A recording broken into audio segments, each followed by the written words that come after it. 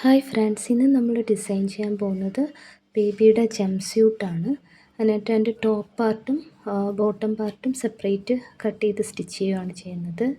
ഞാൻ top cut ചെയ്തിട്ട് അതിൻ്റെ സെൻറ്ററിൽ ഒരു ഡിസൈൻ കൊടുക്കാൻ വേണ്ടിയിട്ട് ഒരു വൈറ്റ് കളർ ക്ലോത്തിൻ്റെ പാച്ച് വെച്ചിട്ട് സെൻറ്ററിൽ നിന്ന് രണ്ടായിട്ട് കട്ട് ചെയ്ത് ഡിവൈഡ് ചെയ്തിട്ട് അവിടെ അത് അറ്റാച്ച് ചെയ്ത് കൊടുത്തു ഒരു ഫ്രണ്ട് ഡിസൈനിന് വേണ്ടി. ബാക്ക് സൈഡും അതുപോലെ ബോഡി പാർട്ട് രണ്ടായിട്ട് കട്ട് ചെയ്ത് സ്പ്ലിറ്റ് ചെയ്തിട്ട് അവിടെ ബട്ടൺ വയ്ക്കാനാണ്. അപ്പോൾ അവിടെ ഒരു പാച്ച് കൊടുത്തിട്ടുണ്ട്. പിന്നെ നമ്മൾ സ്ലീവ് ഡിസൈൻ ചെയ്യാൻ വേണ്ടിയിട്ട് കയ്യിൽ ഒരു പാച്ച് അതുപോലെ വൈറ്റ് കളർ ക്ലോത്തിൻ്റെ പാച്ച് എടുത്തിട്ട് അത് മടക്കി മടക്കി ജസ്റ്റ് അടിച്ചു കൊടുക്കുകയാണ്. രണ്ട് സ്ലീവ്സിലും ഇതുപോലെ വൈറ്റ് കളർ പാച്ച് കൊടുത്തിട്ട് ഡിസൈൻ ചെയ്യുന്നുണ്ട്. എന്നിട്ട് അത് ടോപ്പ് പാർട്ടിൻ്റെ കൂടെ സ്ലീവ്സ് അറ്റാച്ച് ചെയ്യുമ്പോൾ അതുകൂടെ ചേർത്ത് അറ്റാച്ച് ചെയ്യും. നെക്കിൽ ഞാൻ ഒരു വൈറ്റ് പാച്ച് കൊടുത്തിട്ട് റൗണ്ട് നെക്കാണ്, അപ്പോൾ അതിൻ്റെ ചുറ്റും ജസ്റ്റ് ഒരു ഇതേ വൈറ്റ് കളർ ക്ലോത്ത് വെച്ചിട്ട് ഒരു പൈപ്പിംഗ് കൂടെ കൊടുത്തിട്ടുണ്ട്.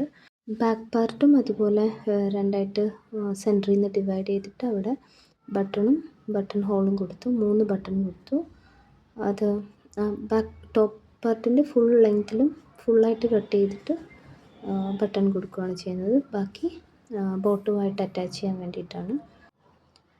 ഇത് ബോട്ടം പാർട്ടാണ്. ബോട്ടം പാർട്ട് ഞാൻ ഓൾറെഡി സ്റ്റിച്ച് ചെയ്തു.